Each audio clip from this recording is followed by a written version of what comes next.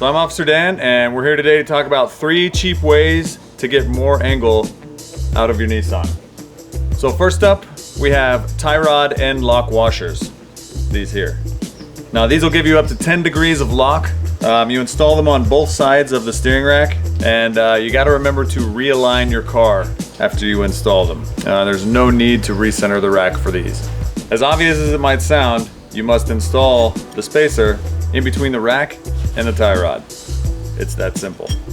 So up next we have the Bolton rack spacer. This one's gonna give you 16 degrees of lock, and that is the most that the Nissan rack can actually get. This is gonna install on the left side of the rack, and this is gonna install on the right side of the rack.